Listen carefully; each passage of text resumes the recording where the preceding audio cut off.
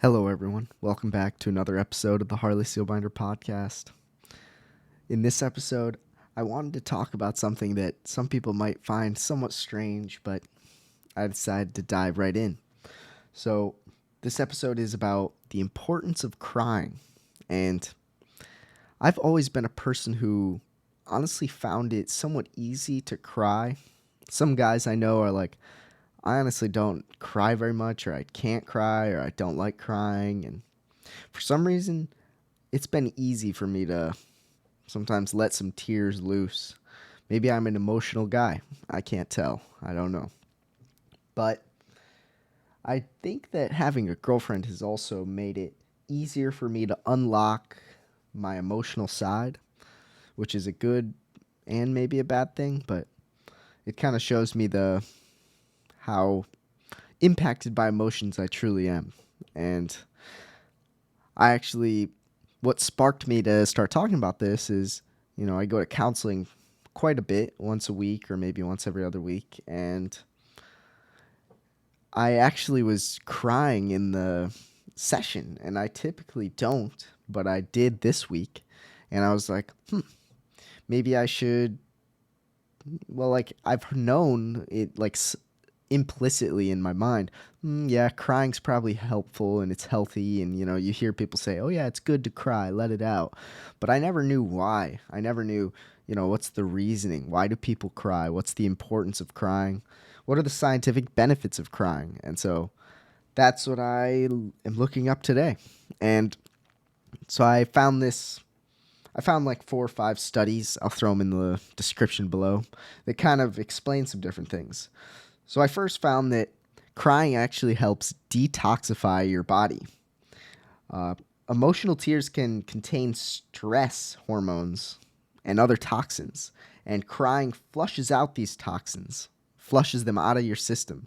So sometimes if you're crying, you might feel a little bit better because you're actually detoxifying. And there's I'm a big fan of the sauna. That's a nice detoxifier because you're letting out the sweat. But I guess crying is another form of waste that forms up there. And same with peeing and, pooping. But same with sweating and crying, apparently. And that was interesting to see that you actually can detoxify your whole system by crying. And I know some people who don't cry ever. And I'm like, maybe you should use a detox session of crying. But yeah. Okay, another thing that I found kind of interesting. Crying actually helps you activate this thing called the parasympathetic nervous system, the PNS. And the PNS helps the body rest and digest. Kind of interesting. Might help you fall asleep at night, might help you digest the food that you're about to eat. And it also can help remove negative emotion and give you homeostasis. And I found that kind of interesting. It's like, sometimes I feel like there's this culture where it's like a lot of guys are like, oh, yeah, I don't cry, I'm fine.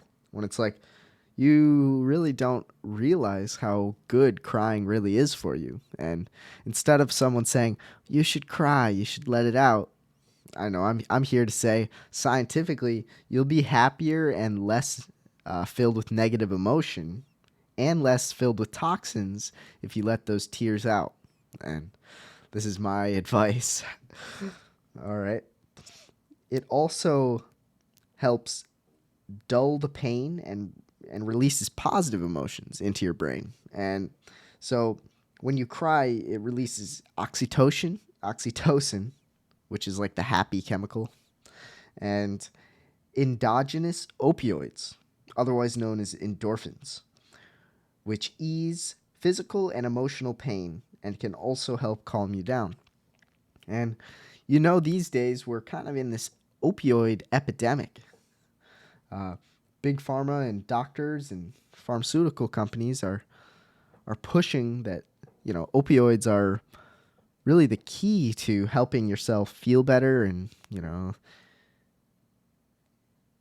alleviating the chemical imbalance that's in your brain. And there honestly was just a study found that chemical imbalance phrasing is actually not rooted in any scientific data. Like, it was honestly a buzzword that kind of got a lot of people on the train. You know, it's like that propaganda I learned back in language arts in like 7th grade.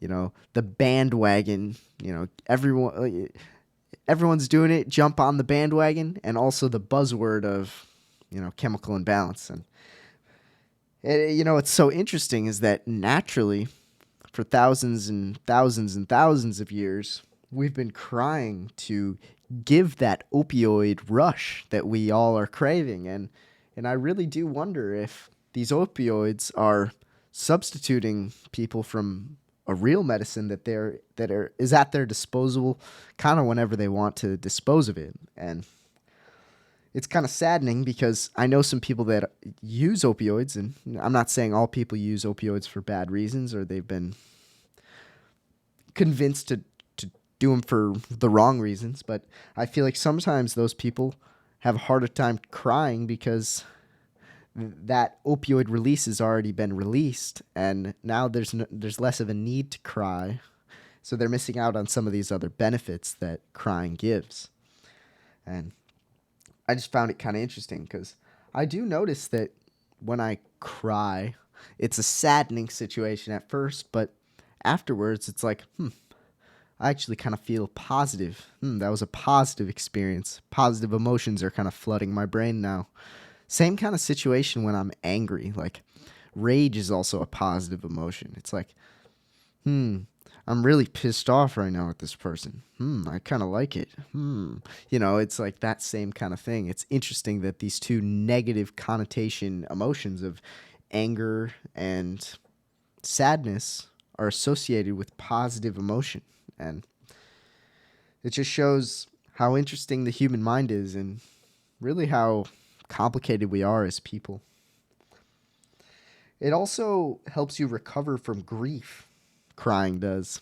And I haven't had someone super close to me pass, but I could see how crying could assist in that because, you know, there's something called being attached, scientifically attached to some, like the scientific term of like attachment theory. It's like you're attached to someone, and the best way to hedge against this feeling of sadness when you lose someone you're attached to is crying. And this all sounds kind of basic, and maybe this episode is less informative and interesting than others, but I truly wanted to do a dive into this because I don't feel like people talk about this ever. And, you know, girls cry with their other girlfriends a lot, and, you know, women cry typically more, at least from the stereotypical perspective.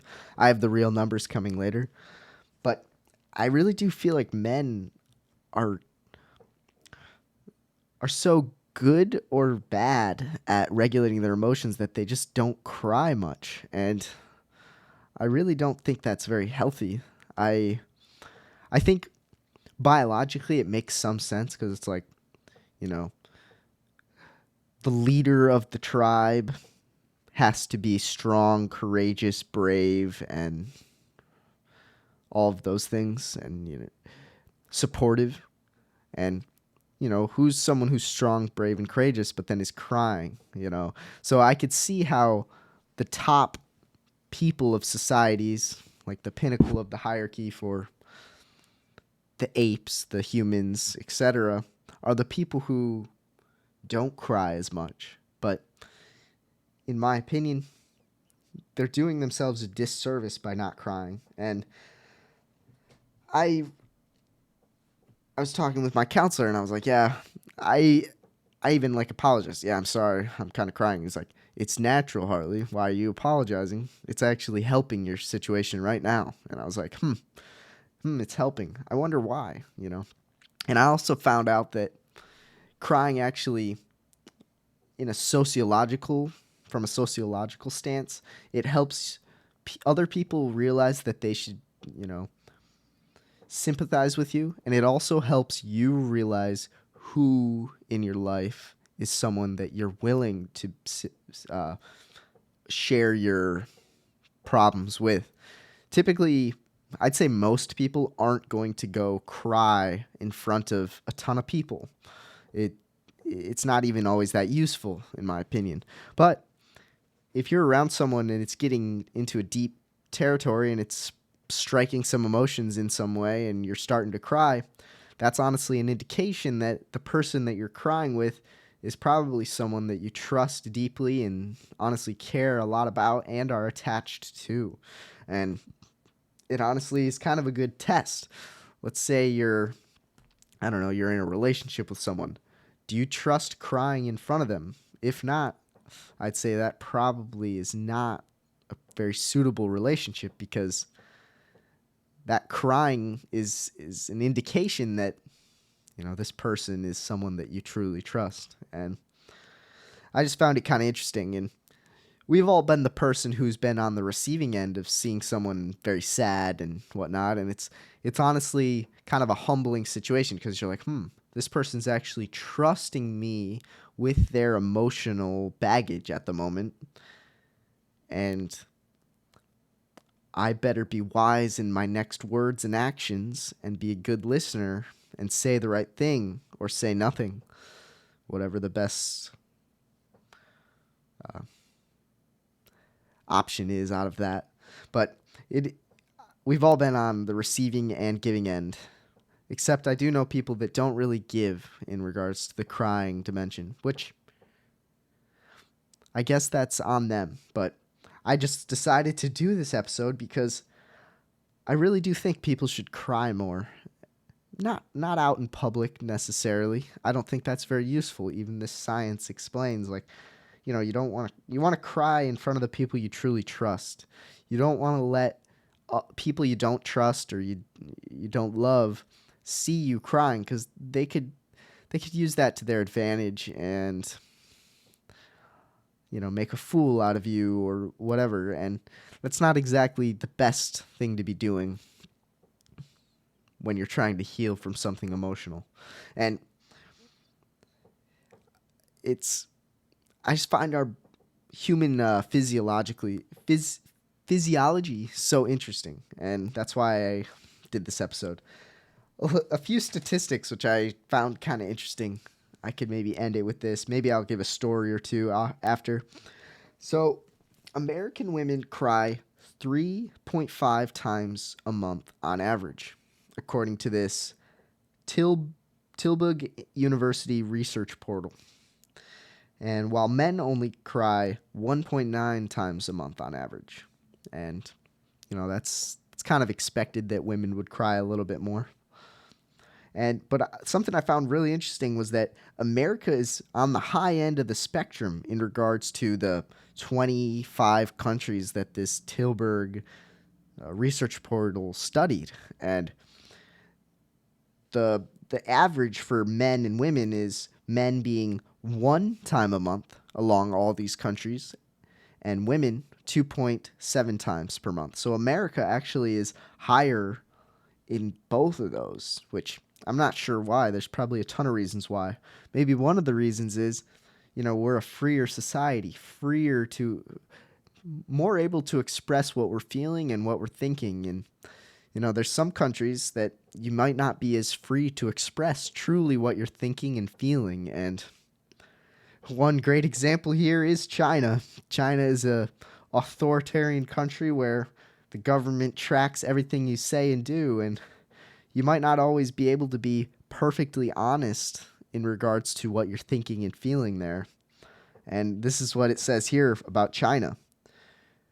Women cry 1.4 times a month, and men cry 0.4 times a month in China. And I found that kind of crazy, but also very, it makes a lot of sense to me. But yeah, I thought I'd do this quick episode on crying, and I guess I could tell some stories, but honestly, they're personal enough that I'm not going to dive in. But I hope you guys have a great rest of your week, and this was a short one, but give me an estimate how many times a month you think you cry, and also let me know if you feel like crying has helped you in other ways. And have a great one, everyone. Bye-bye. Thanks for tuning in to the Harley Seelbinder Podcast, where deep questions are asked. If this podcast impacted you positively, be sure to share it with your friends, for I'm sure it will impact them positively as well. Have a great rest of your day. Bye-bye.